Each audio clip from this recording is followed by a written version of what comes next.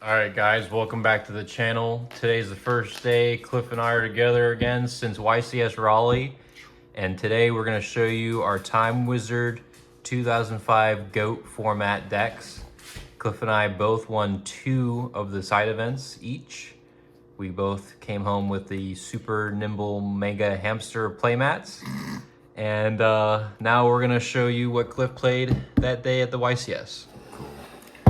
All right, so I basically just played Chaos Turbo because it was the most consistent across the board, especially in side event. We didn't really kind of know what anyone was going to be playing, so just wanted to play more consistent over anything. So yeah, Chaos Turbo, gotta have 3 Thunder Dragon, stable. Chaos Monster, 1 BLS, and 2 Sork. 3 is just too bricky. So this was fine. One of monsters, Sangan, Serpent, Breaker, Sook, and Tribe.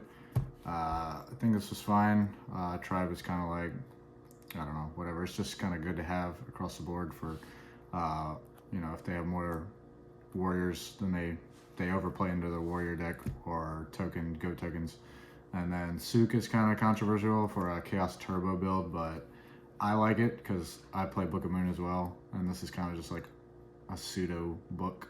And if your flips survive, then it's just good to recycle. Yeah, or if you go against Thousand Eyes, just get it out there. Yeah, just the easy out, because there's actually not too many ways to out Thousand Eyes without overplaying, I feel like.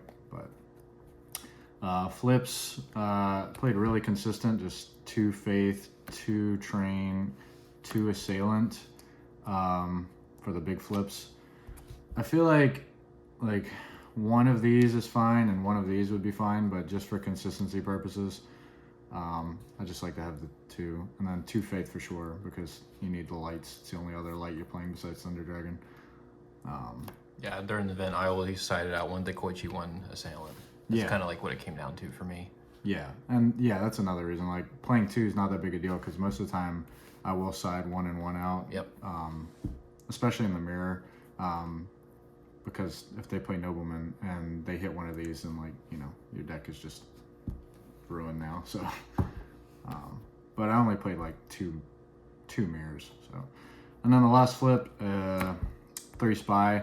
This is pretty controversial for a turbo deck, but I really like it. I mean, it won me a lot of games where it's like having this one in hand and having this one set, and it got knocked, and so they're like, okay, I got rid of both Spy when I still had one this in my hand. And then they just had no way to out it without having to use their sorcerer. Yeah, I mean, this is probably one of my favorite cards in the game anyway, though, so I just felt the need to play 3. Yeah, all day it looked like you were playing a Gravekeeper deck. Every time I looked over, you had a Spy on the field. At least 2 Spies on the field at all times. Spells, Trinity, obviously. I mean, just you gotta play. 2 knock, it's just across the board good. Gotta play. And then just 4 power spells. I mean, it's really all you need. If anything, I would just play another book. But these are just 4 really good power spells that recycle off Faith, and just really good.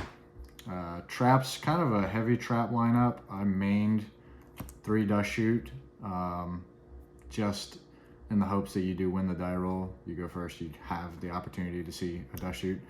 And then, late game, it's not terrible, but, it's just another one of those things when you go into game 2 or game 3, you can just always side one out as well, especially if you know you're going to go second. I almost side all 3 copies out, depending on the matchup, but yeah, I think 2 is a mandatory, and so I just played 3 just to, comfort. And then I also made 2 Solemn. If anything, I might have changed like 1 Dust Shoot for a 3rd Solemn. But I do think in a Chaos deck, Chaos Turbo, you definitely need to main 2 and 2. Because if they have Judgment and you don't have Judgment, you just lose. So that's why, I think Judgment is like a must. If you don't main it, you have to side it, because if you don't have judgment and they have judgment, you lose. Yeah, whoever has judgment have the advantage. Yeah, it's either this or 7 tools. If they have judgment and you have 7 tools, obviously, but judgment's more versatile because you can play it throughout the course of the game, as opposed to 7 tools is only good for countering the judgment. And then 2 break, 2 jar. Maybe could have played 3 jar, and maybe a 3rd break, but I like this because 3 break is just a little cloggy. And then kind of same thing with jar. You really only need to set and resolve this once, either as a plus or just a bluff. How many times did they target it and then you chained it? Yeah, like all the time. That's mostly what I just play this card for. I mean, like, it's good to deck thin. It is 2 free cards out of the deck. So you're like playing 38 instead of 40. But yeah, that's like another plus, like just setting it or setting 2. Honestly, that happened a lot, hitting both of them and then they heavy storm and then it's like, okay, well, draw 2 cards. So yeah, it's just a good card. Deck thin, bluff, yeah, and then break. It's good. Chaos Turbo. You got tons of discard fodder, and then just 3 power traps: mirror, torrential, and ring. Did ring ever win you a game? Yeah, a lot actually. Yeah, like especially this as soon as they draw, right into the draw phase, just right there for game.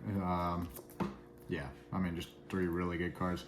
Torrential, like, I'm kind of having mixed feelings about this card. I maybe would kind of cut it and maybe side it, especially like now realizing that, you know, you do play the 3 spy. There's a lot of times where I had to set with a spy on field or 2 spy, and I'm just like, well, I don't really want a torrential, but it was fine. I mean, it's such a good card, you kind of have to play it, but if you're going to go for more of a control variant, I would probably side it out. All right, let's see your side deck. Yeah, side deck. So this is the little interesting, probably very controversial, but I have a lot of good reasoning for the cards that I play. Tokens didn't use, but they look cool. So 2 Kaiku, the mirror, obviously. A lot of people main this, which I could see, but like it gets the deck a little inconsistent because obviously you have to take out a flip or something. So I'd just kind of rather side it because, like, in theory it is a good card, but it's like really powerful against the mirror. So it's like, it's good against other decks, but you kind of just want it for the mirror. Yeah, so, you kind of just, this is a necessity to have against the mirror. So, but I mean, 2's fine. And then one of the spicy cards of the weekend was King Tiger Wangu. How did that card work out for you? This card is so good, dude. Let me tell you. It won me the game against Luciano, actually. He's playing Reasoning Gate, and In the finals. in the final, and you just summon this, and 5 turns go by, and they can't do anything. Can't do nothing. No scapegoat, no reasoning, no nothing. And also just playing this, you know, like, I expected a lot of goat control, but I only played like 1 goat control player, but I mean, that's another reason why I had it in the side deck, because it's like, it's pretty good against the goat control. But yeah, this card's really good. I'll always be very heavy on this card. 1 Mobius. I would probably bump this up to 2. This card is actually like nuts. How many games did it win you? Because I know it definitely did. Yeah, like, dude, probably like at least 3 games. Like, and it's funny because I've always never been big on citing 1 card, like where you're never gonna see it, but I always saw Mobius when I needed it. It was crazy. Like, this card was insane. Like, just set the spy, they attack it, it flips. Now you have 2 spy. You know, now you contribute 1 for Mobius, blow up 2. Yeah, I played against a Gravekeeper dude, and I sided this in game 2 and 3, and literally like won me the game. Just popped like, I don't know, like a Mirror Force and another Battle Trap. Yeah, and I'm just knocked like, out everything, all the resources that they had. Yeah, so Nothing to defend themselves. And then pop his Necro Valley too. Yeah, So I'm like, you popped it all. You had like a tornado or something, and you popped all 3 back row. yeah, like this card's nuts. I would definitely play 2 of those. Yeah. And then some more controversy, I'm sure. Token Thanksgiving, but this card is also nuts. It gains 800 for every token you destroy on the field, and it's really versatile actually. Like, you know, in theory you side deck because like we expected a lot of go control because of being such a broad side event. I figured everybody would just be playing the standard go control deck. But like also it's like also really good against the reasoning deck when they activate scapegoat. Now they can't monster gate.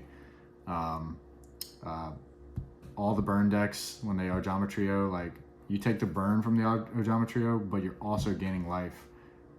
You're gaining more life than you're losing from Ojama Trio with this.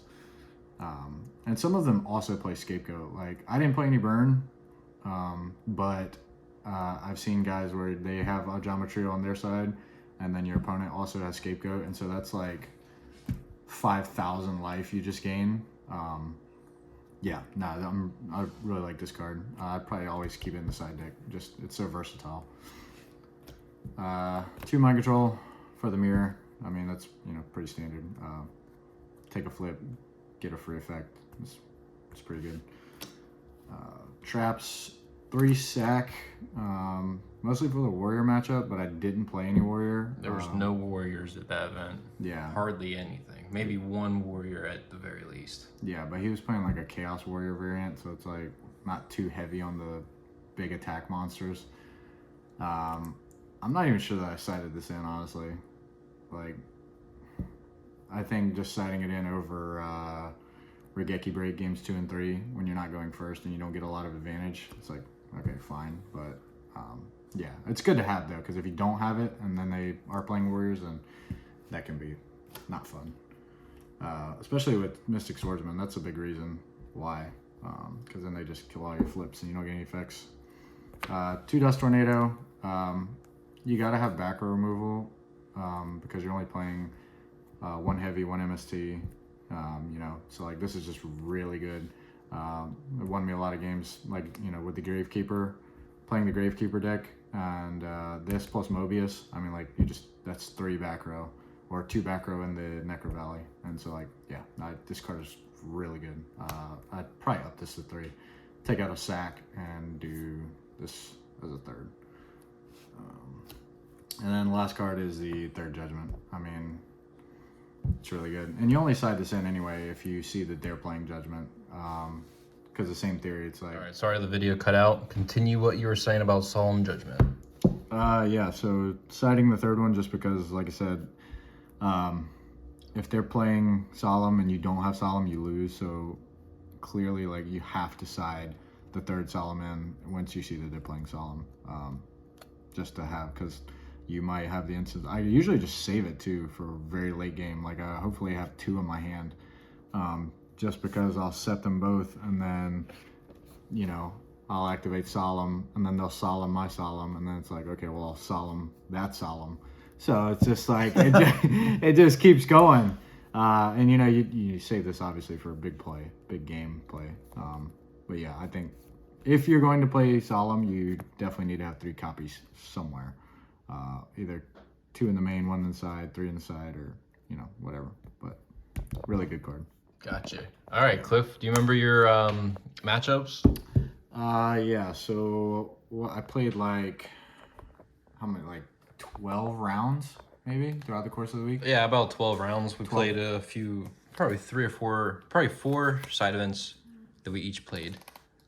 Yeah, I might have played it more than that, but anyway, yeah, I played a lot of mirror. I probably played like 3 or 4 mirror players.